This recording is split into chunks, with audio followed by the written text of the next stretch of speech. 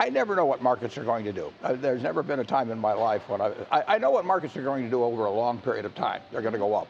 But in terms of what's going to happen in a day or a week or a month or a year even, uh, I've never felt that I knew it, and I've never felt that was important. I will say that in 10 or 20 or 30 years, I think stocks will be a lot higher than they are now. You know, I know you look at things like that, but I also know that you look at stocks and try to decide if they're fairly valued, if they're overvalued, if they're looking cheap at this point. And we have been waiting for a correction for an awfully long time. That's finally come. Do stocks look cheaper to you, just based on where we've come? Well, anytime stocks go down, as far as I'm concerned, I like it because I'm a net buyer of stocks. I've been buying stocks ever since I was 11 years old. So when stocks go down, it's good news. Just like when hamburgers go down, it's good news, or Coca-Cola goes down, it's good news in terms of anything I buy.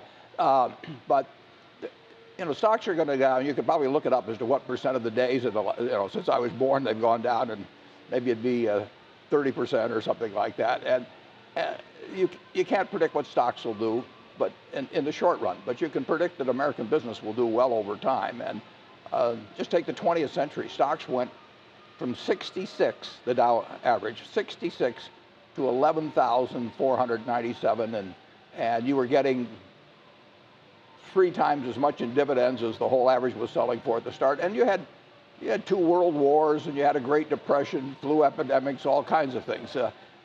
American business will do fine over time, and if you own a piece of it, and if you don't beat yourself, the only person that can cause you to get a bad result in stocks is yourself. Yeah, unfortunately, that's the biggest problem, is trying to fight yourself in some of these situations. Yeah. Have you been buying more stocks lately just because prices have come down? Have you upped your percentages and other things just We're because? almost always a buyer of stocks.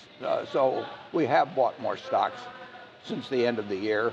But we earned 17 and a fraction billion last year, and we had our float go up 4 billion, which is additional money available. And so we're almost always a buyer of stocks, and we're a more aggressive buyer when they're going down. I mean, I feel much better when they're going down, but it's hard to think of very many months when we haven't been a net buyer of stocks.